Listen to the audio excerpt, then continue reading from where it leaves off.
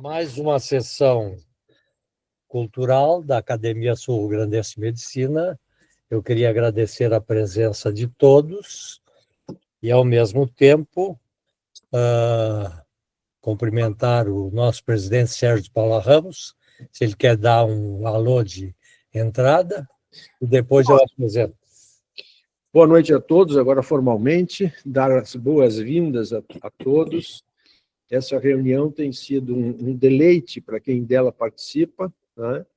E hoje estamos muito honrados com a nossa apresentadora ter aceito o convite, Maria Helena, que é atualmente a oradora da academia, né?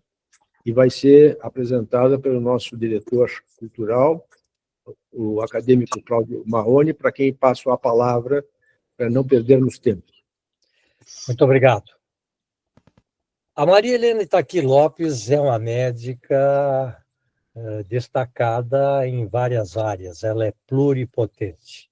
Ela é gastroenterologista, é clínica, ela é especializada em educação, além de ser pianista, né? Bem, ela se dedicou em mestrado, doutorado, pós-doutorado nos Estados Unidos, né? E tem uma especial predileção pela história da medicina. Neste capítulo da história da medicina, ela participa das sociedades locais e nacionais, sendo recentemente eleita para a cadeira número 16 da Academia Nacional de História da Medicina, a cadeira essa que anteriormente era do Moacir Scliar.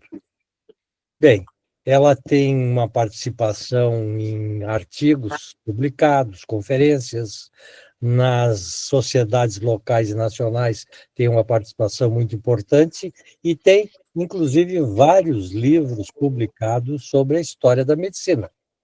Bem, depois dessa apresentação, eu gostaria de passar a palavra para Maria Helena para que ela nos deleite com os seus conhecimentos. Maria Helena, a palavra é tua e nos traga deleite. Obrigado.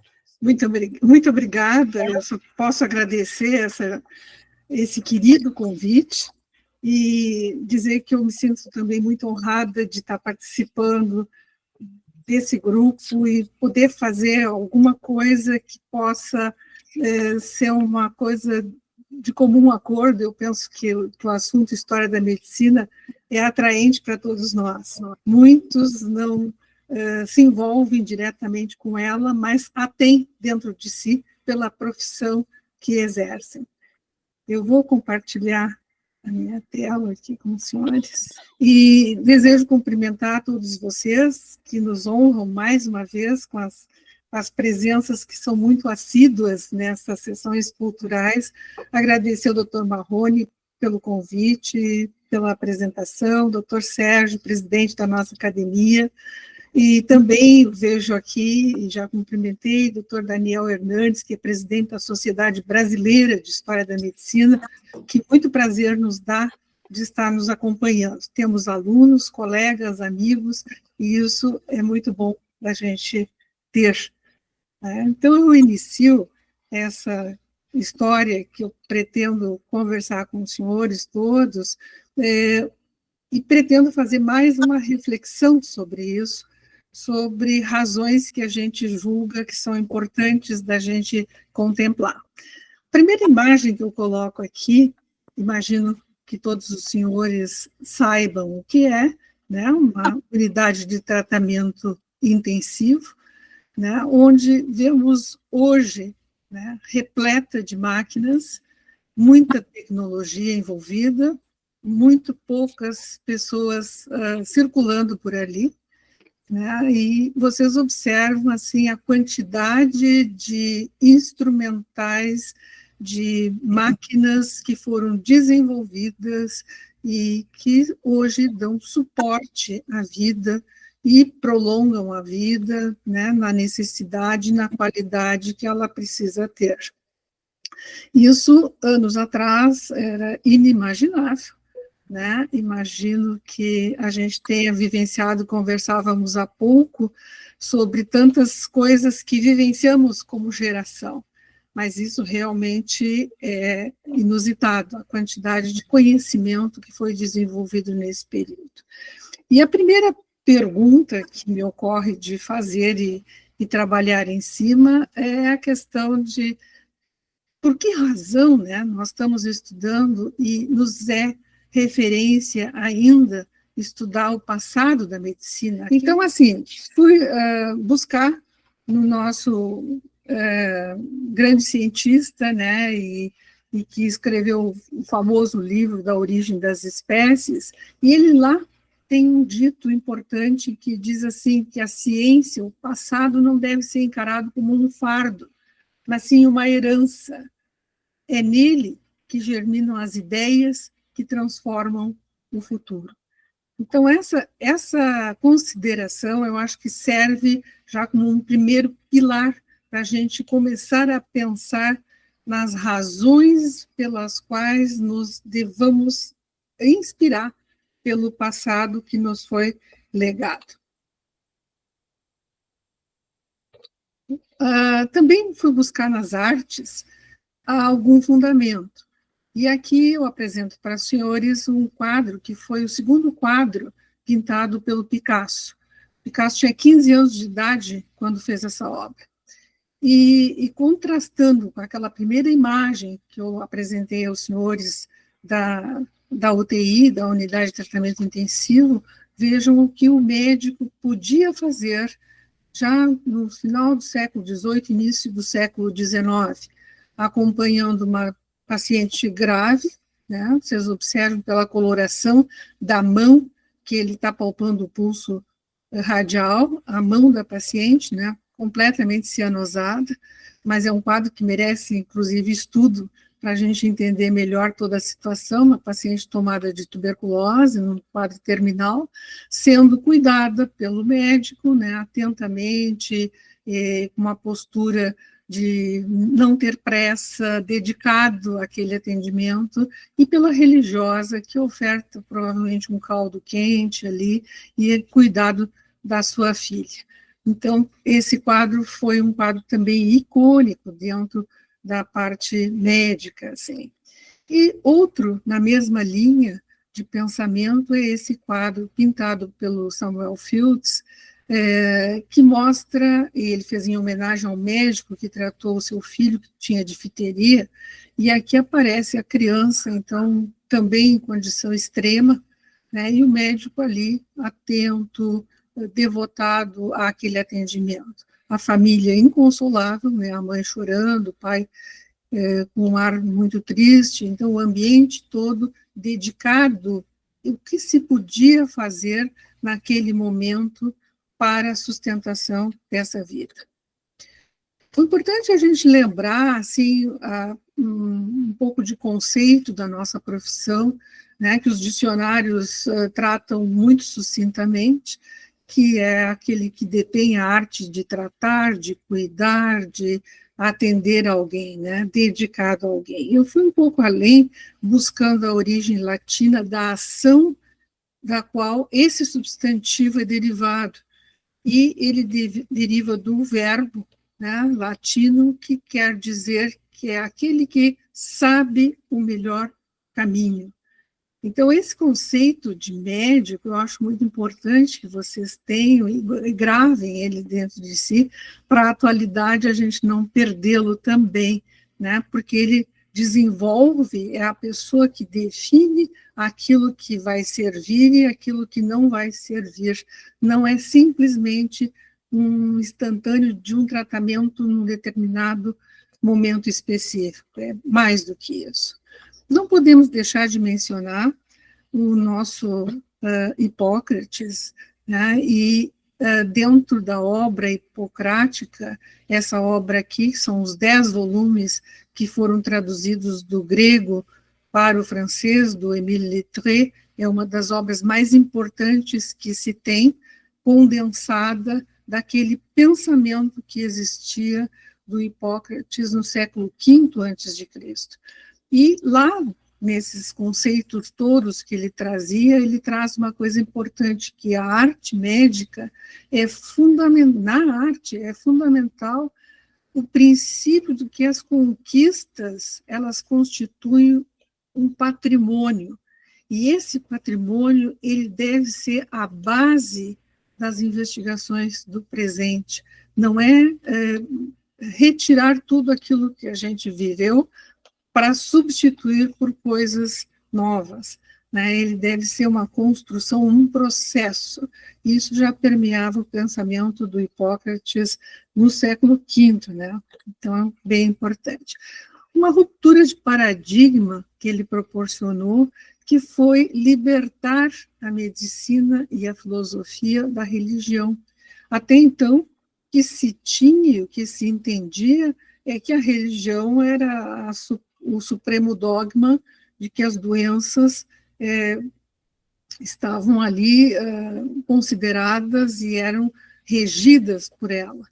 E o Hipócrates tirou isso de conceitos, não é bem assim, as coisas mudaram e os humanos são responsáveis por isso. Não só os humanos, o ambiente, ele traz uma série de conceitos também, mas não a religião propriamente, a parte mitológica ficou mais de lado.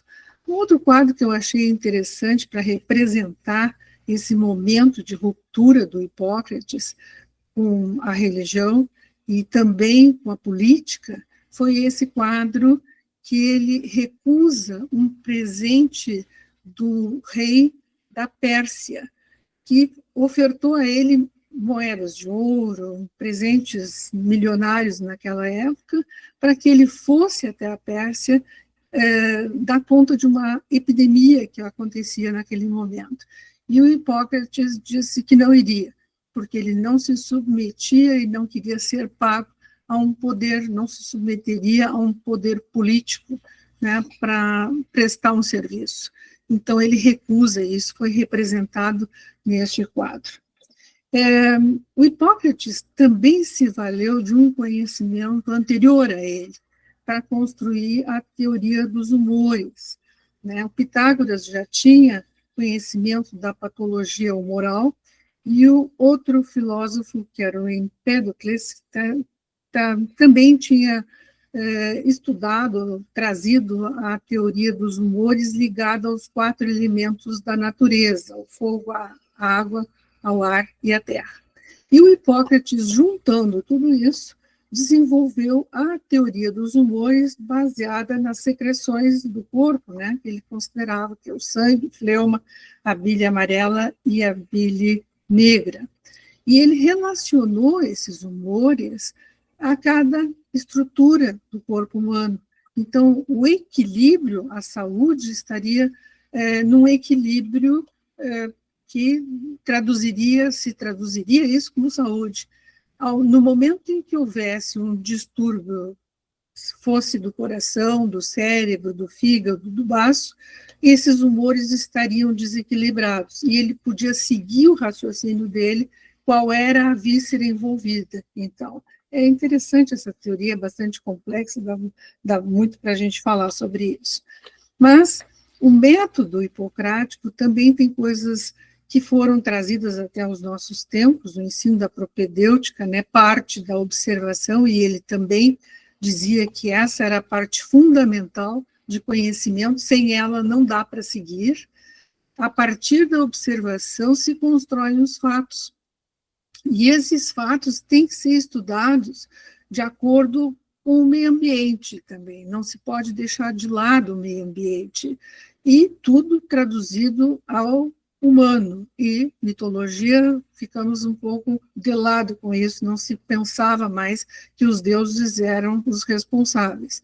E fazer a coleta de informações e de se examinar o doente de alguma forma, com a precariedade que se considerava naqueles tempos. Mas o método em si é uma construção dele também. Então, as inovações que ele trouxe foram legados bastante significativos para nós. Também os aforismos, né, o número de 422 aforismos, um deles muito conhecido, talvez o mais de todos, porque os convites de formatura frequentemente traziam esse aforismo do Hipócrates, que a vida é curta, a arte é longa, a ocasião fugidia, a experiência é enganosa e o julgamento é difícil. E tantos outros ele relacionou, por exemplo, assim, nos meses, a saúde das pessoas está ligada às estações do ano. No inverno temos doenças do tempo frio e no verão temos doenças do tempo quente. Então, o aforismo são constatações que parecem hoje não tão importantes para nós, não é? Mas naquele momento foram criadas, foram muito consideradas. O juramento seguido até hoje nas formaturas de medicina. Esse paradigma do Hipócrates, criado por essa ruptura com a religião e essa construção de conceitos, durou 5 séculos, até que surgiu o Galeno. O Galeno traz uma inovação. De novo, é a experimentação, aquela capacidade de penetrar. O corpo humano era sagrado, não se podia examinar o corpo, fazer dissecção de cadáveres, mas de animais era permitido. E ele vai, então, estudar especialmente o sistema circulatório, né, já constatando que as artérias não tinham ar, né, do ar das artérias, mas que tinham somente sangue. Então, começa a mudar o jeito de pensar, baseado que o corpo do animal poderia ter semelhança com o corpo humano. Então, já muda também, de novo, fazendo com que ele desenvolvesse um modelo de circulação, né, que ele entendia, na época, que o sangue era produzido pelo fígado, que o pulmão refrescar o sangue, mas ele entendia também que o cérebro comandava tudo, e isso já era uma coisa diferente. Isso, então, durou também por mais um período longo de tempo, 1.400 anos, a teoria do Galeno era a que se seguia para entender a medicina. Na Idade Média, com a queda do Império Romano, então, de novo, houve mudanças, né? As mudanças daquele momento foram, de certa forma, um retrocesso, né? Porque se entendeu que as práticas da ciência não eram tão boas assim, e que se devia ter um outro entendimento das doenças, retornando às práticas supersticiosas. Então, de novo, a religião passa a ter um papel bastante importante. Eu representei aqui com as máscaras das epidemias da época, né? Essa máscara com o bico longo era usada para se colocar em substâncias odoríferas, porque as pestes todas tinham um cheiro da morte, né? Que era nas ruas e acontecia por todos os locais. Então, a máscara tinha essa proteção e o odor agradável que era colocado ali. Porém, na Idade Média, ainda em outro local, já na parte do Oriente, né, na Pérsia, nos países árabes, surge um médico que também foi famoso, que é o Avicena. O Avicena fez a semelhança do Hipócrates, que fez aforismos, o Avicena fez os cânones. E esses cânones também tinham com a capacidade de observação dele, muitas verdades que foram notáveis para aquele período, né? Ele descreveu diversas enfermidades, ele distinguiu, por exemplo, tipo de paralisia facial periférica da paralisia central, né? Descreveu, o Dr. Marrone, os diferentes padrões de icterícias, obstrutiva, hepática, hemolítica, tudo isso o Avicena, nesse período, ano 1000, ele já sabia descrever. E, então, no final da Idade Média, surgem as escolas, o pensamento e a formalização daqueles aprendizados que eram feitos por pessoas de forma mais independente. primeira escola médica foi a de Bolonha, de 1088, seguida pela de Oxford, na Inglaterra, por 1092 ou 94, e as outras da Itália, que também são do mesmo período, que é a de Pádua e de Salerno, e as da França, de Paris e Montpellier. O Renascimento é o momento mais resplandecente que se considera dentro da história como um todo, né? E figuras como Leonardo da Vinci, né, foram notáveis, trazendo uma série de inovações e conhecimentos pelo fato de ele ser um polímata, né? Ele conhecia astronomia, conhecia matemática e já podia fazer dissecção do corpo humano, então ele constrói também desenhos, aparelhos, e faz um diferencial já no Renascimento, trazendo uma série de coisas interessantes nesse período.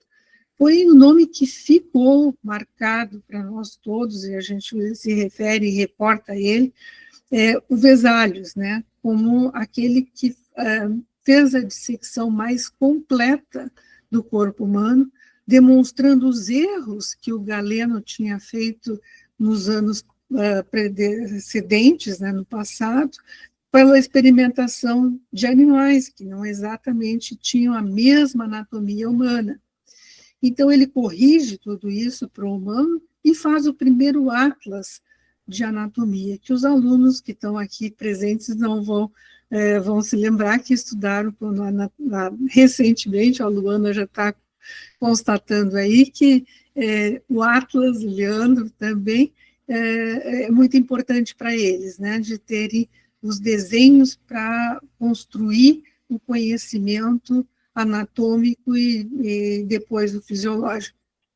Esse Atlas, então, de 1543, famoso, né, pela inovação que ele traz e pela constatação de vários elementos que até então não se conhecia.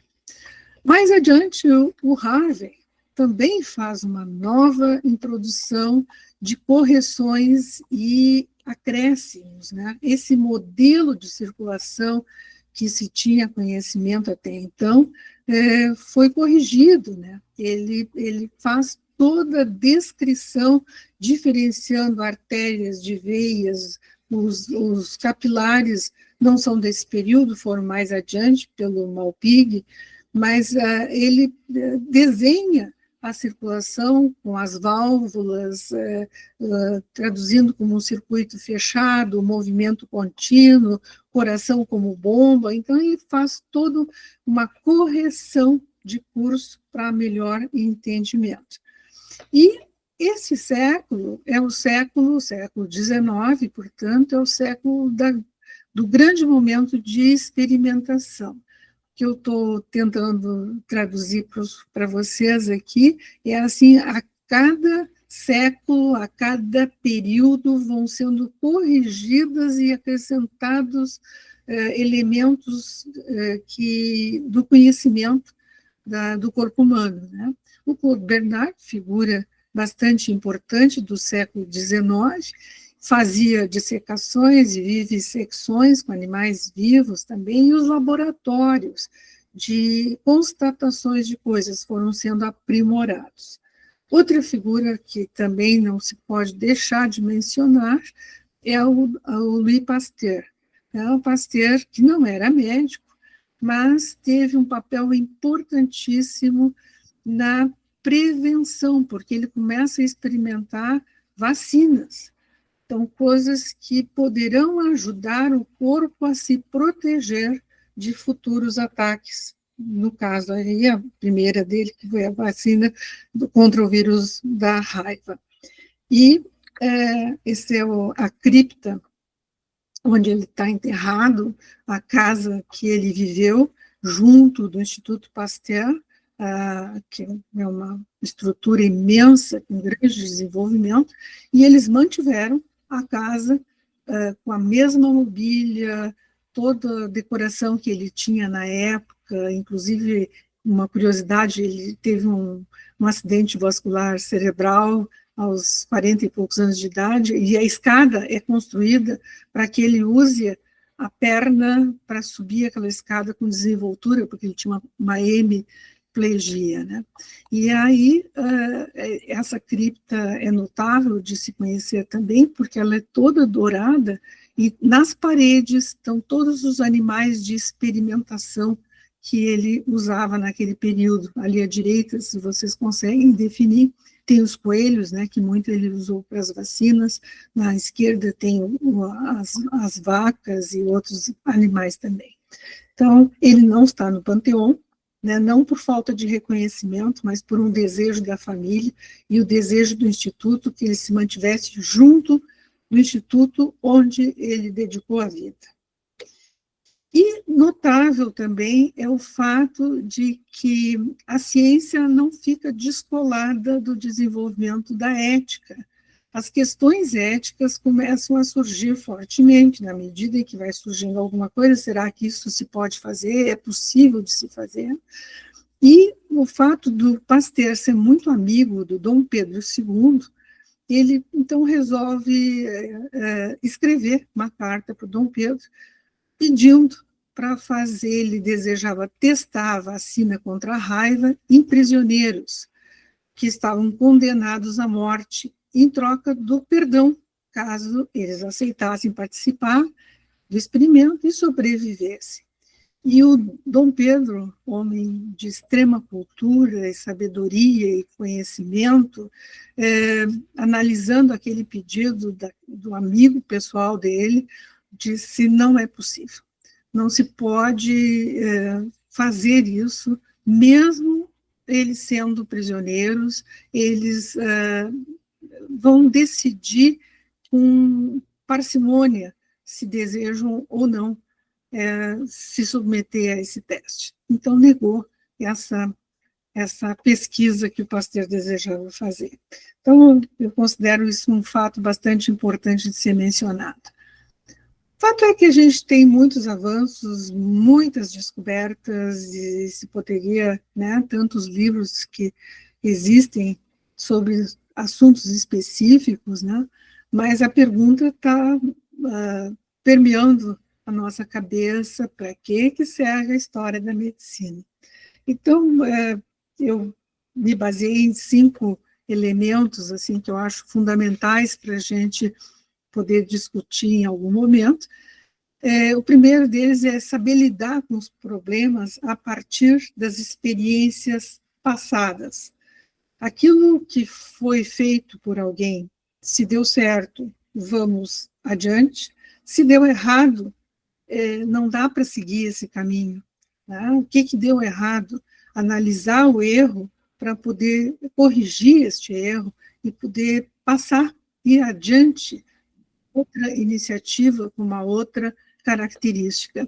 Então, essa capacidade de discernimento, de crítica, eu penso ser fundamental para todo cientista, né, que deseja ir adiante com alguma descoberta, alguma situação que esteja desenvolvendo.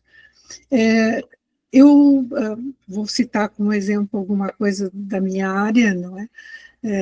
Nós fizemos anos atrás uma publicação de História da Medicina sobre a evolução da úlcera péptica, da etiologia ao tratamento, né, que isso foi em 2011, já faz bastante tempo, mas foi logo depois do aparecimento do Helicobacter, então não fazia mais sentido.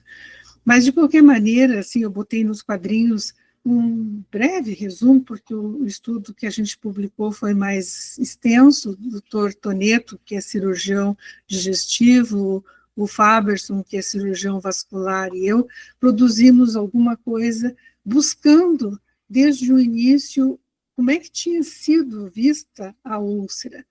E desde a descoberta do suco gástrico pelo Beaumont, né, em 1822, que começa a se desenvolver o conhecimento mais aprimorado de situações relacionadas ao estômago, ao duodeno. E, adiante, o Pavlov, que foi um prêmio Nobel de Medicina também, em 1904, ele desenvolve o conhecimento do nervo vago, da repercussão e como é que funciona o vago, né, para a secreção ácida e para o esvaziamento gástrico. E foi tão importante essa descoberta que deu margem a que anos a seguir a cirurgia se baseasse nesse conhecimento para proceder o tratamento da úlcera gástrica, que afirmava, havia uma correlação entre não tem ácido, não tem úlcera, tem ácido, poderá ter úlcera. Então, o Bill desenvolveu as técnicas que são usadas, né, usadas e levam o nome dele, Bill 1 e 2, as gastrectomias, fundamentadas e muito proeminentes na época, então, para a úlcera péptica. E, então, os tratamentos clínicos que se seguiram, foram muitos tratamentos clínicos, né? Vão lembrar certamente daqueles tratamentos com dieta, com ingestão de leite, o estômago não pode estar vazio, a úlcera é causada por estresse, tem uma série de conceitos que vigoraram por muitos anos. E,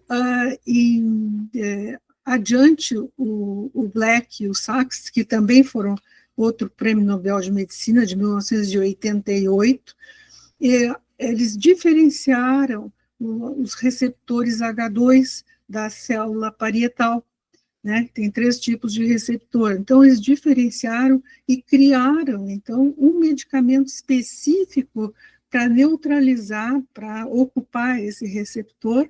Então, vieram as primeiras medicações mais eficazes para a cicatrização da úlcera péptica. E adiante, então bem mais adiante, esses 2 australianos, que eu coloquei os nomes ali, o Warren e o Marshall, descobriram uma outra situação, né, que a úlcera era a presença de uma bactéria no estômago, era a causadora de úlcera.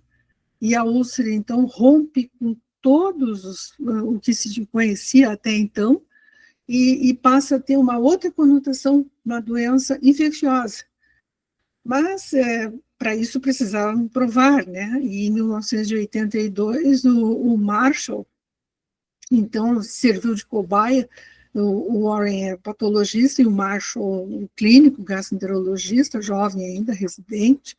Então, ele toma faz uma ingestão de uma solução contendo a bactéria e se infecta com a bactéria. Fez endoscopia 10 dias depois, foram coletadas as amostras e estava ele lá com gastrite, né, com as coisas relacionadas o fato da bactéria não ser somente um habitante natural, um oportunista, mas sim causando uma lesão no estômago. E isso levou muitos anos, até que eles reconheceram, de fato, que isso era a razão da úlcera, e acabaram ganhando o prêmio Nobel por esse evento. Então, em 2005, ou seja, 20 e tantos anos depois da participação, e aí está o Marshall, prêmio Nobel de Medicina, então, 2005, pessoa simples, afável, né, aí na imagem. Bom, a forma de compreensão da medicina é um outro argumento que a gente pode considerar para dizer a razão pela qual nós estamos interessados em estudar a história da medicina. Um dos métodos que a gente usa, didáticos, é de apresentar situações se baseando em elementos que antecederam e se chega nessa situação nova, né, conceitos que serviram de apoio para a gente chegar nessa nova visão. E isso dá uma compreensão do todo muito melhor. Isso Aristóteles já dizia, não é uma inovação exatamente do nosso século, mas o Aristóteles já pregava esse tipo de ensino, né, de conhecimento das coisas com maior clareza. Então, é um argumento também interessante. Outro argumento é a compreensão da unidade histórica da evolução do pensamento médico, né? Conhecer esse caminho percorrido melhora a evolução, e a gente também tem uma previsão, as tendências que vão se seguir naqueles momentos. Eu botei aqui uma evolução de medicamentos, né? Não é exatamente o conhecimento de todos, mas assim, de ver desde a aspirina lá de 1889, como é que foram feitas as ideias, né, que foram surgindo diante das situações que se apresentavam como doenças, de necessidades de termos medicamentos novos para combates específicos.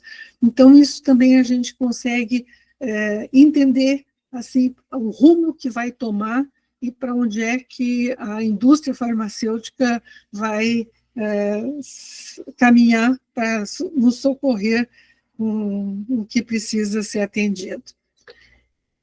A questão da verdade científica, né? Os conceitos, as enfermidades, a etiologia, o tratamento, tudo isso tem período de duração, né? Como a gente diz na ciência. Muitas vezes são substituídos, às vezes permanecem, mas por outras vezes podem ser substituídos por outros melhores, né? E isso é o que a gente chama de educação médica, né? A gente se torna mais preparado para assimilar essas mudanças, as novas verdades dentro da medicina. Aquilo que nos serve num determinado momento poderá não servir anos depois. Né? Eu botei um exemplo bem simples ali, a questão do ovo, né? O ovo era um vilão, né? Porque se dizia que a gema do ovo aumentava o colesterol, então só poderia se comer um ovo por semana, no máximo 2 ovos por semana, porque o colesterol estava conectado ali. E hoje, se a verdade já é outra, no outro rumo, né, se sabe que os ovos são saudáveis e esse risco depende de um contexto geral de dieta, de saúde da pessoa e de coisas genéticas, inclusive. Então, de novo, me valho do Littré para fazer uma afirmativa que ele dizia o seguinte, que se a ciência médica não quer ser rebaixada à condição de ofício, técnico somente, né, a gente tem que se ocupar da história e tratar esses velhos monumentos que nos foram legados no passado. Então, vindo de quem vem, né, da pessoa que eu comentei no início da nossa conversa, da capacidade de pensamento que ele tinha, eu acho que tem que levar em consideração isso também. Lembrando que a medicina eram 3 as profissões, né, naquele período. Era a medicina, o direito, o juiz e o religioso, né, que eram considerados como profissões. O restante não tinha ainda sido desenvolvido ou aparecido.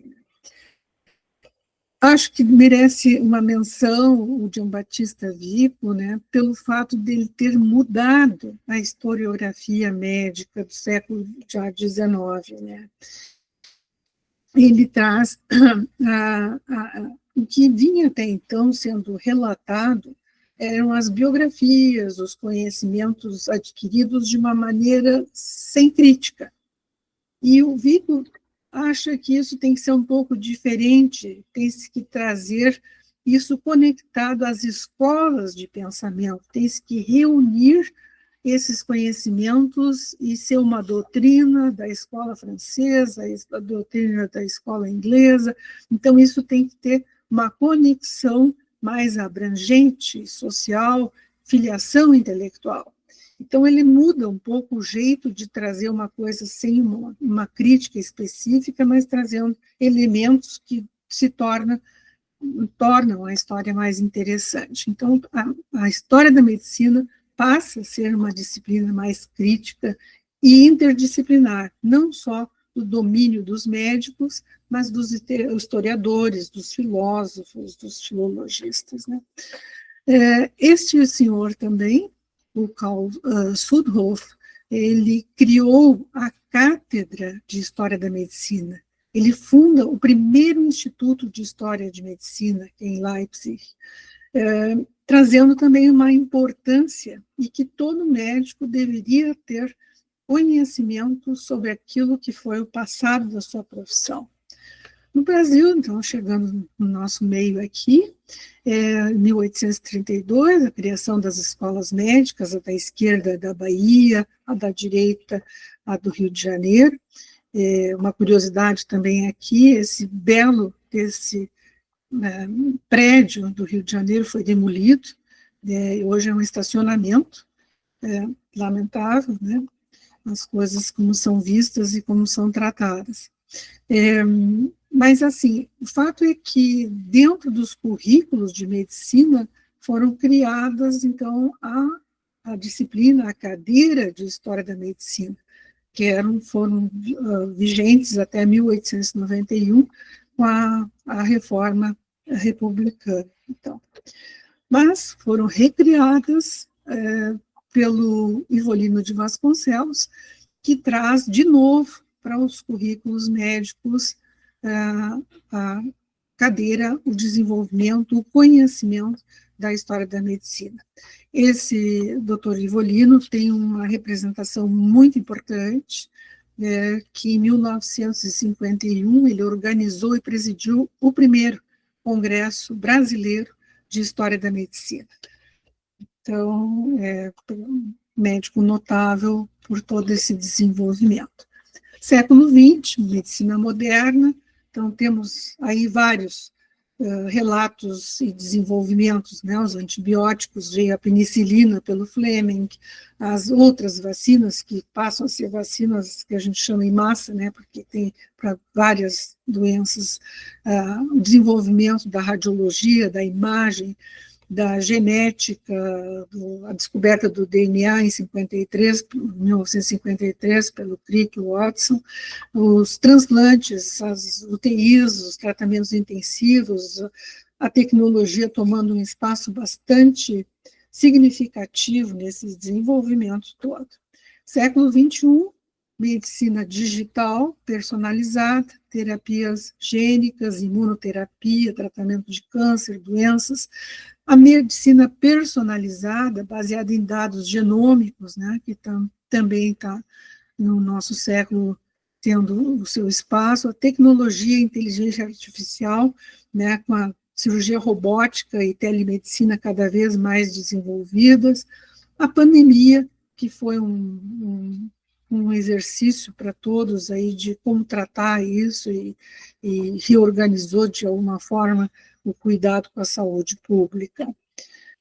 Na atualidade, nós temos um nome bastante expressivo, né? O doutor Carlos da Silva Lacaze.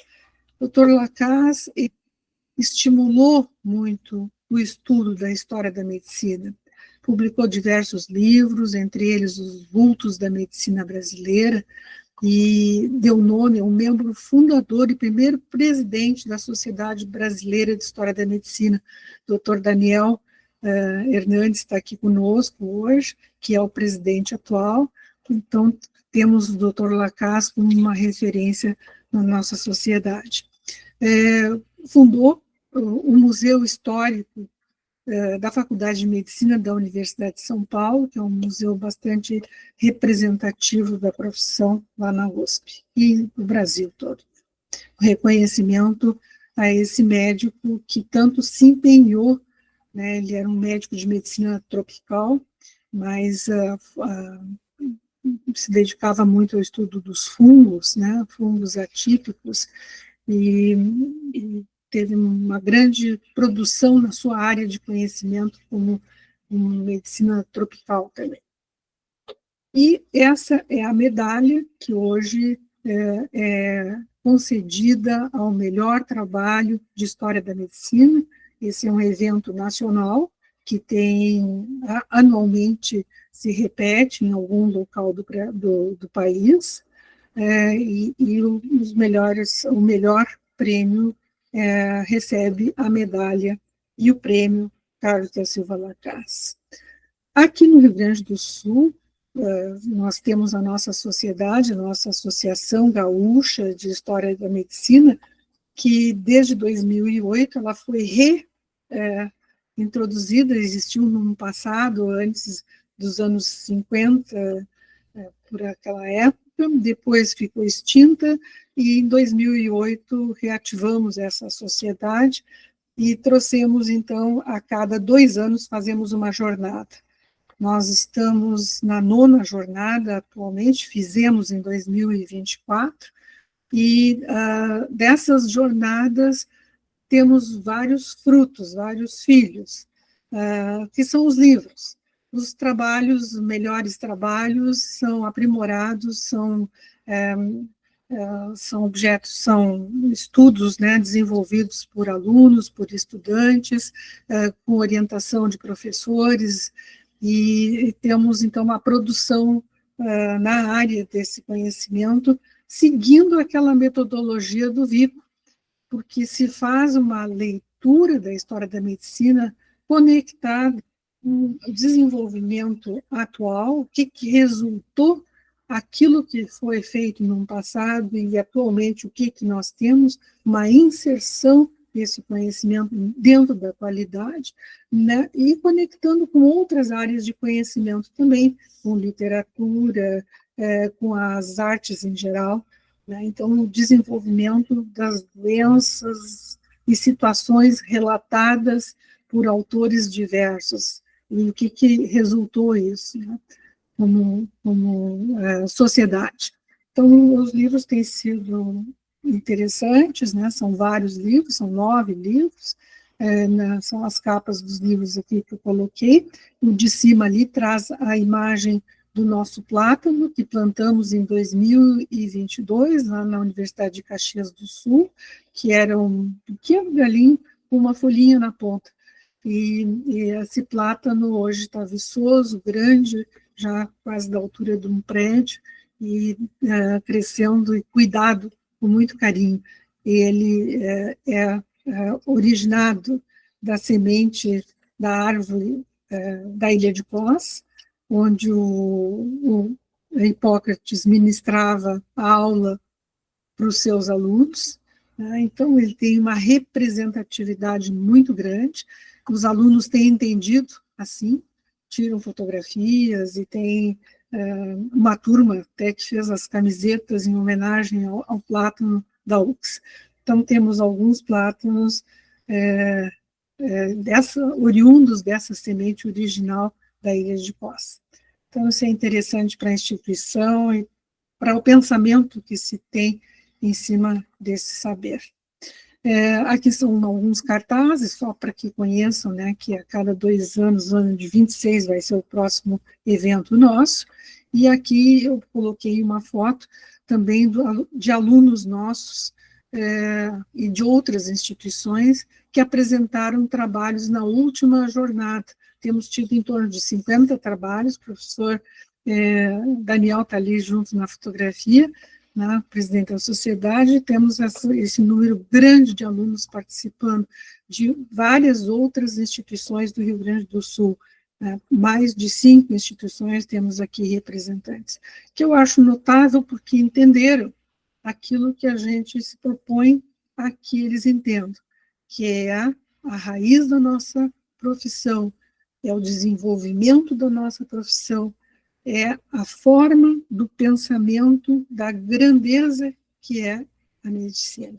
Então, nós concedemos também um prêmio, que é o prêmio professor Rubens Maciel, nosso brilhante cardiologista do nosso meio, que nós oferecemos essa estátua que é feita nos cristais de Gramado e tem o nome de Rubito, porque afetuosamente demos esse destaque ao professor Rubens Maciel. Então, acho que é um prêmio também bastante querido pelos alunos. E essa é a minha conclusão, né, de fazer com que a gente consiga que as novas gerações, as novas, né, que não se perca isso para a geração que nós estamos, né, que ainda temos pessoas envolvidas com o conhecimento da história e tudo isso que eu mencionei sobre a grandeza do pensamento da medicina em si. Então, a gente quer muito que esse seja um legado para as futuras gerações e que a gente possa vê-los desfrutando desse conhecimento. Vou agradecer muito essa audiência que tive hoje aqui e passar para o professor Marrone para conduzir alguma discussão sobre o assunto. Professora Maria Helena Itaqui Lopes, ela nos trouxe uma apresentação maravilhosa, com uma evolução cronológica em que se observou um contínuo aperfeiçoamento dos conhecimentos todos, em que se via em cada momento uma afirmação ou uma negação de coisas do passado, mas sempre com uma ideia evolutiva. E, sem dúvida nenhuma, o Littré e o Vico, né, com uma ideia fundamental da crítica, da não aceitação da verdade pronta e feita, porque nós sabemos que na ciência nada é absoluto, tudo é relativo. E também nós poderíamos dizer que, para todos nós, quem controla o presente controla o passado, mas quem controla o passado controla o futuro. E é o George Orwell que disse isso lá em 1984, né? Bem, a palavra está à disposição de todos aqueles que queiram fazer uso para comentários, perguntas para a professora Maria Helena Itaqui Lopes. Está me ouvindo, Marrone? Sim, Paulo Prates. Eu queria fazer dois comentários. Primeiro, eu queria dizer para a professora Maria Helena que eu estava muito ansioso, que eu não conseguia entrar no Meet. Eu tenho sempre essa dificuldade, a dificuldade não é minha, eu acho que é desse aplicativo, acho eu. Né? A gente mas sempre bota a culpa nos outros. Não, mas eu como diz a primeira-dama do Brasil, eu sou um cara inteligente. Mas a secretária Márcia me conseguiu me auxiliar e eu agradeço a ela que eu entrei. Não é surpresa para mim a professora Maria Helena, a palestra da professora Maria Helena, eu tenho uma admiração por ela, assim como eu tenho admiração pela história da medicina, e ela encarna isso de uma maneira muito brilhante. E eu sempre tenho comigo que aquele que não conhece a sua história não tem identidade. Até pessoalmente, se tu não conhece a tua história, tu não sabe quem é o teu pai, quem é a tua mãe, tu não tem identidade. E o médico que não conhece a história da medicina não tem identidade. Então, a história da medicina é um capítulo muito importante que, infelizmente, muitas vezes nas faculdades, agora está mudando, mas quando eu comecei a me interessar por isso, não existia nada de história da medicina. Mas outro comentário que eu queria fazer é a citação que ela fez do Dom Pedro II.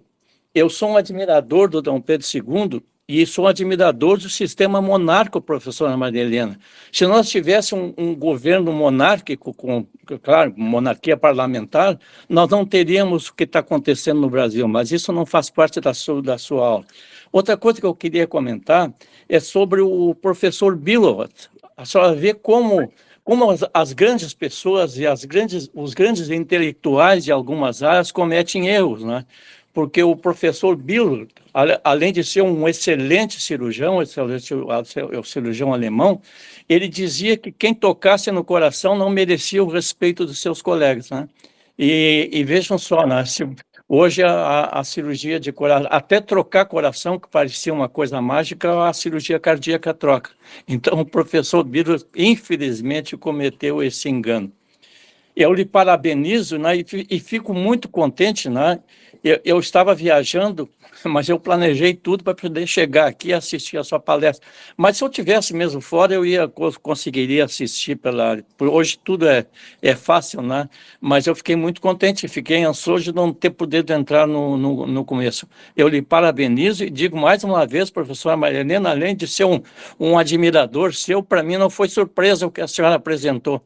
A senhora é uma das grandes conhecedoras da história da medicina e eu lhe parabenizo. Muito obrigado. Posso comentar, Marrone? Pode. Nossa. Então, assim, doutor Prates, é um prazer imenso, essa reciprocidade eu tenho com o senhor também, lhe admiro muitíssimo. E tudo que o senhor faz é bem feito e considero demais todo o seu trabalho, e a participação sua dentro da história da medicina sempre foi ótima. Lembro que o senhor nos deu palestra sobre os ferimentos da Guerra de Troia, e foi notável a sua palestra, e está dentro de um dos nossos livros, um capítulo escrito pelo senhor. Então, o senhor é muito bem-vindo para as suas colaborações e estar sempre junto conosco nesse desenvolvimento. Então, bastante coisa, e a consideração sobre o Billroth é nesse sentido mesmo. Já dei aula sobre o Billroth e os desenvolvimentos que ele fez. Então, ele acertou em muitas coisas, na parte digestiva, muitas coisas, mas também deixou outras coisas de lado. Isso, as verdades são assim mesmo, né? A gente considera momentos e desenvolvimentos em cima das mesmas. Obrigada, professor. Sérgio Paula Ramos. Eu queria, inicialmente, agradecer ao Marrone por ter convidado a Maria Helena. Foi uma escolha, Marrone, muito adequada. Eu não me lembro de uma cultural com quase 50 participantes, 4 presidentes da academia aqui estão presentes, que, pelo menos que eu vi, e mais um da Nacional de História da Medicina.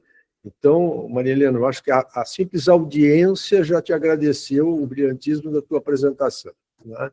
E você está de parabéns pela apresentação que você fez. E eu quero te deixar uma pergunta com mera instigação, porque acho que pela exiguidade de tempo, você parou no século XIX, com algumas pinceladas do século XX, né? A minha pergunta é se haveria um espaço para uma outra apresentação, focando no século XX, e se nela teria algum lugar, puxando a carne para o meu braseiro, para o Freud, né? Se o Freud, se ele é visto por não psiquiatras como relevante para a história da medicina, né? Porque para os psiquiatras não interessa, para os não psiquiatras, né? Mas meus parabéns, mas é mera instigação para ti. Muito obrigada, doutor Sérgio, muito bom mesmo, seus comentários são ótimos. Certamente tem espaço para muita coisa dentro desse capítulo de História da Medicina, se pode desenvolver cada um desses temas com curiosidades, coisas extremamente interessantes, que enriquecem a cultura da gente e não se extinguem, né? A gente consegue ler um capítulo e outro e diz, pô, mas eu não sabia disso, isso é curioso, é bom de saber, e oportunamente ser usado, inclusive, em situações que a gente se apresentam em alguns momentos. Claro que o Freud tem espaço, e teve muito espaço e repercussão, né? Assisti mesmo sua aula na Academia de Medicina, contando a vida do Freud, né, das tantas coisas. E eu acho que tem espaço para tudo isso, e certamente se pode pensar em algum momento de fazer uma tabelinha dos seus conhecimentos, que são muitos, muito mais do que os meus sobre ele. Oswandré Aleixo. Boa noite a todos. Novamente, parabéns, Maria Helena. Eu escrevi no chat ali. Você é uma dessas pessoas capazes de transformar em simples um tema tão complexo. Foi uma aula feita para que possamos entender cada slide. Muito sintético e muito abrangente. Eu sou um apaixonado pelo Andrés Vesalius. Ele é, de longe, um dos principais heróis que eu tenho dentro da carreira médica. E li muito sobre ele e escrevi também já. E agora, em abril, tive a oportunidade de ir a Pádua e ficar 3 dias lá, naquela cidade universitária, que se proclama como a primeira universidade, né? Existe uma disputa entre as universidades para saber quem é a primeira. Então, eu não vou entrar nesse mérito. Mas, de fato, o Andrés Vesalius é reverenciado lá, o nome dele está em vários pontos da universidade, aquela imagem que aparece, que você mostrou há pouco, com ele, com muitas pessoas, aquele pátio existe, ou seja, foi uma gravura feita baseado no hall de entrada da universidade, presente até hoje lá. E interessante também, eles mostram outros cientistas que frequentaram Pádua no período do Vesalius. E nomes globais, como Galileu Galilei, morou em Pádua também, o Falópio, das trompas de Falópio, e outros nomes como Alberto Haller, e um que eu não conhecia, o Girolamo Parmigiano. Parmigiano, sim. Ele é dessa época também. Então, o Andréas é uma pessoa que encanta, porque ele conseguiu quebrar um ciclo de 3.000 anos da medicina hipocrática, porque alguns autores sugerem que Galeno, na verdade, apenas pintou com cores diferentes todos os conceitos de Hipócrates. Portanto, de Hipócrates até Andréas Vesalius era uma medicina semelhante. E ele conseguiu transformar ou dar início a essa medicina baseada em anatomia que conhecemos desde então. Eu adoro esse cara. E só para terminar, porque senão fica parecendo que eu estou pulando demais. Totalmente. Esse apresento em primeira mão e vou passar para as tuas mãos. Trouxe do Rio de Janeiro, Panteão Médico Rio-Grandense, um resumo da medicina gaúcha de 1943. Consegui na biblioteca do Dr. Sabino Arias, um passo-fundense que foi morar no Rio. E esse livro eu quero fazer chegar às tuas mãos em breve. Obrigado. Maravilha, muito obrigada, Oswandré. Comentários valiosíssimos. Conheço Pádua também e visitei todos esses locais que tu visitaste, que são maravilhosos, é uma luz dentro da gente, né? A curiosidade, o que se tem e a confrontação daquilo que a gente lê e que a gente vê, né? Então, é muito interessante. Muito obrigada pelos comentários. Professor Daniel Hernandes. Pessoal, boa noite. Eu pedi a palavra primeiro para agradecer a vocês a gentileza do convite. Foi uma honra ter recebido esse convite e ter participado de uma atividade tão importante assim. Agradeço muitíssimo aos colegas do Sul. Vocês são brilhantes, fizeram um evento fantástico com a nossa querida Maria Helena, sempre presente nos nossos eventos. E, Maria Helena, foi um grande prazer te ouvir falar. A gente sempre aprende quando ouve pessoas como você. Eu aprendi muito hoje, adorei a sua exposição e tenho o maior prazer em te ouvir sempre. Muito obrigado e obrigado a vocês pela gentileza. Fico muito grato. Muito doutor obrigado Daniel, pela presença. posso comentar, doutor Daniel? Doutor Daniel, muito obrigada pela sua presença e participação conosco. Doutor Daniel foi eleito para a cadeira número 1 e ocupa a cadeira do Carlos Lacasse. Né, Ivolino Vasconcelos, que é a cadeira número 1 da Academia Nacional de História da Medicina. Prazer, doutor Daniel. Obrigado, boa noite. Por Vitor Alfredo Stumpf, representante da ATM 66, a ATM mais importante da Faculdade de Medicina da URGS de todos os tempos. A palavra é sua. Muito bem. Doutora Maria Helena, meus parabéns. Parabéns a quem planejou o seu convite. Existe, doutora, um plano para que seja implantado no currículo básico das faculdades de medicina, do Rio Grande do Sul, para começar, ou de outras partes do Brasil? Existe um plano, porque eu acho sumamente importante que isso faça parte do currículo básico da medicina. Saber aonde tudo começou e como chegamos até os últimos tempos. Muito obrigada, Vitor. Eu penso assim, as diretrizes curriculares nos norteiam para os programas e currículos médicos. Não existe especificamente esse item, essa contemplação desse item dentro da consideração das diretrizes curriculares.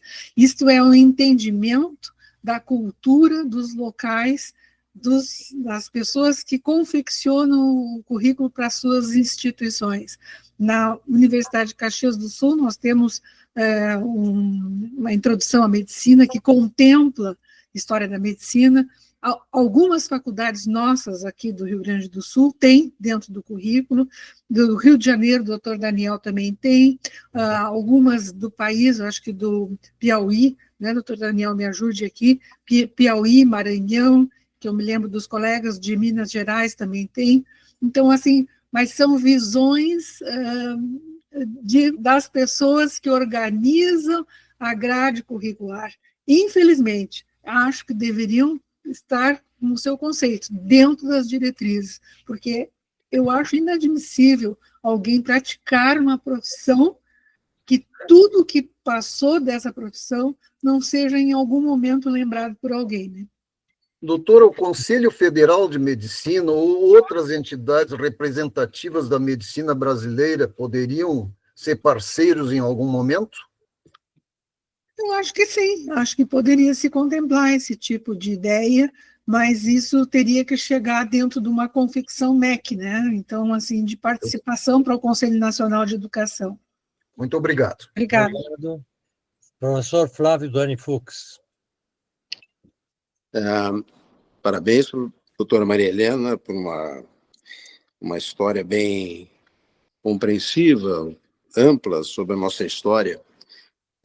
Todo mundo reconhecendo o mérito, o prazer, a satisfação da reunião, mas eu quero contar uma brevíssima historieta que, às vezes, a preguiça gera conhecimentos que mudam a história da humanidade, que é a história do Marshall. Marshall tinha que terminar a residência dele e não tinha trabalho de conclusão, certo? Aí alguém diz, mas lá não tem um patologista lá que vê uns bichinhos nas úlceras, certo? Ele foi lá e o cara disse, vamos tentar, eu estou tentando cultivar, né, meio de cultura, etc. Aí coletou material e botou em meios de cultura. E ele tinha que ler no domingo, certo? Ele tinha que ir ao hospital para ler as placas no domingo. Ele ficou na praia, certo? Até escondeu que ele não foi no domingo e chegou na segunda. Quando ele chegou na segunda, descobriram que o bichinho esse, então, e hoje Helicobacter pylori, lá no início Campylobacter pylori, precisava de mais tempo, certo? Para se reproduzir e aparecer em um dos meios de cultura. O resto da história dele, ele era muito trabalhador, né? Ele tomou o bichinho, fez biópsia nele mesmo e terminou demonstrando a tese com ensino randomizado, em que ele comparou o tratamento de antimicrobianos com tratamentos convencionais, com uma taxa de prevenção de recorrência superior a 70% em um ano. Bela história. Muito boa mesmo. Bom. Eu não sabia todos esses detalhes, eu não conhecia, mas... Eu sei poucas coisas, mas algumas por ser um velho professor de farmacologia também. Excelente. Professor Marchek. Achei maravilhosa a palestra da doutora.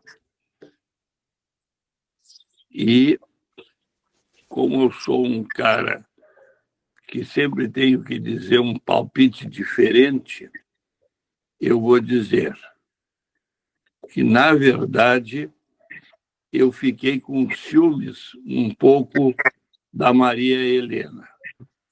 Que ciumeira que eu fiquei, é que eu gostaria, assim, daqui a uns anos, quando ela também vai fazer parte das pessoas que possibilitaram que esse assunto fosse crescendo dentro do país e do mundo, né? Então, eu vou ver que o nome vai aparecer Maria Helena Itaqui Lopes, o que me deixa com ciúmes, porque eu gostaria que fosse Maria Helena Alegrete Lopes, porque eu sou o guri do Alegrete e gostaria que tivesse esse nome para nós ficarmos felizes com uma guria tão específica e tão brilhante como você é. Obrigado. Querido, é um querido sempre. E eu tenho ramo no Alegrete, tenho família ancestrais do Alegrete, então o Alegrete está sempre presente aqui no coração. Ô, Marcheque, eu pensei que tu ia dizer que ela seria Maria Helena Grêmio Lopes, mas aí não daria. Professor Valdomiro Manfroy. Eu já participei de diversas conferências da ilustre colega Maria Helena, numa história que sempre me fascinou, que é a história da medicina, e eu tenho acompanhado o trabalho dela. Aliás, conheci a Maria Helena através da vida em diversas facetas. A primeira dela foi como inovadora educacional na área médica, quando ela surgiu na época das grandes reformas do ensino médico. Ela, como especialista em educação, eu recém tinha me tornado especialista também, parece a Maria Helena como uma figura importante. E eu, no caminho, como me interessava pela história também, ela aparece como historiadora da história da medicina, e excelente. Então, de todas as tuas palestras que eu assisti, eu destaquei hoje uma novidade que eu gostaria de chamar a atenção do que eu entendi da tua palestra. Mas antes disso, eu tinha pedido a palavra na ocasião para entrar na brincadeira do Marcheque, do Alegrete, mas o meu não é do Alegrete. É que o Marrone, eu estudo, o Marrone disse que era a ATM 66, a maior ATM da faculdade, ele esqueceu que a maior é 65. Eles foram meus bichos. Né? Então, era essa brincadeira que eu queria fazer. Né? Mas, Helena, a tua frase assim, lapidar de hoje. A ciência é uma verdade científica temporal e circunstancial. Ela obedece à moda e os instrumentos que o homem tem para comprová-la. Isso apareceu no teu slide, não tão intenso assim, mas como uma realidade transitória. Parabéns. Obrigado. Obrigada, doutor Manfroy. O senhor é um ícone para nós, dentro dos seus conhecimentos todos. Eu também tenho participado das suas tantas trajetórias com brilhantismo que sempre teve na escrita, na educação, no desenvolvimento da sua área de conhecimento. Então, para mim, é um prazer ouvir isso do senhor. Muito obrigada mesmo. Agora é você que ficou sem som, Marrone. Professor Antônio Cardoso Spalvoli, de Rio Grande. Rio Grande. Para a capital. Gostaria de dizer à professora Maria Helena a extrema satisfação de ouvi-la. Você que é uma pessoa tão excepcional e tão importante para todos nós que amamos a história da medicina, pelo seu trabalho constante, perseverante e brilhantez habitual. Me dá muito prazer de ouvir falar, professora, porque a gente vê que em cada palavra sua tem o amor por essa área que para nós todos é tão importante, que é a história da medicina. Eu gostaria de comentar que o meu, já que foi comentado aqui o grande ídolo, o meu ídolo da história da medicina é o William Osler, né? Que foi um clínico excepcional, um professor fantástico, amava a história da medicina, e escreveu sobre história da medicina, escreveu seu clássico da clínica médica, e ele faz a transição ali entre o século XIX e o século XX, né? Alguns chegaram a chamá-lo de o Hipócrates moderno, assim, né? Então, queria deixar registrado aqui também a minha admiração por esse ídolo do William Osler.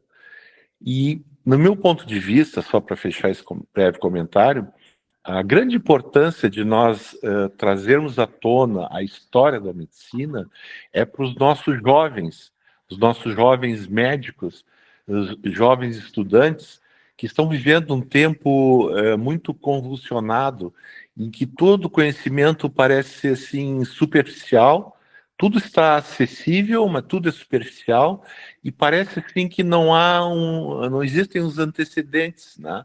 Então, a gente mostrar para eles claramente que todos nós somos parte de uma grande linhagem histórica de médicos, seres humanos, com seus erros e com seus acertos, acabaram por nos conduzir ao momento presente, e que eles são herdeiros dessa história, e que eles têm que ter orgulho dessa história, e que eles têm que ter orgulho de serem médicos, e não se sentirem desvalorizados como apenas mais uma pequena peça nessa grande engrenagem da saúde. Eu acho que isso é importante também para a gente readquirir o amor pela nossa profissão e o respeito que a gente tem que ter. E esse é o grande exemplo que a gente tem que deixar para os médicos, os novos médicos. E aproveitar para agradecer ao meu querido mestre, professor Marrone, que sempre se lembra de mim, me manda as mensagens dos eventos. Muito obrigado, Marrone. Muito obrigado, professora Maria Helena. Também Bem, posso comentar o Sparvoli?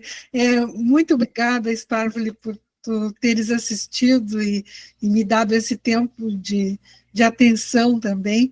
O Sparvoli é um participante notável dos nossos eventos, como palestrante, convidado, atencioso, com palestras maravilhosas, muito apreciadas pelo alunado todo nosso, que o recebe lá na nossa universidade. E o do livro, né, que tive no lançamento da Mandrágora a Penicilina, se não me engano o título é este, e que gostei muito de tê-lo, está aqui na minha estante, na minha frente, e é uma referência na história da medicina, e eu acho que Rio Grande está muito bem representada em te ter lá também, desenvolvendo essa temática tão significativa para nós todos. Obrigada, Sparvoli. Alguém mais gostaria de fazer uso da palavra? Comentários ou perguntas?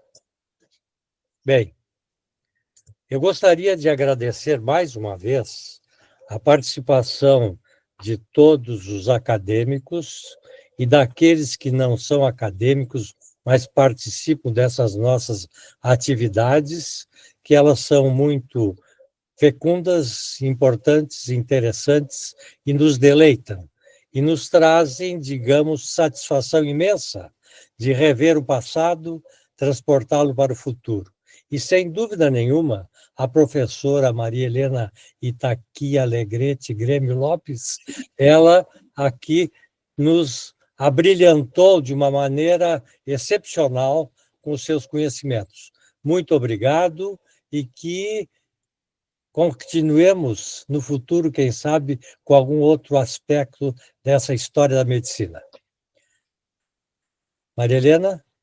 Agradecer só, né? Agradecer muitíssimo a participação de todos vocês, pelos comentários queridos que me fizeram, pelo afeto que eu tive à distância nessas telinhas, que é bem difícil a gente dar aula, né? A gente gosta muito, o professor Dr. Sérgio comenta isso, que a presença humana é muito expressiva, para mim também é, mas a gente sente o calor humano que vocês me transmitiram com a participação, presenças, comentários no chat, que foram muitos também.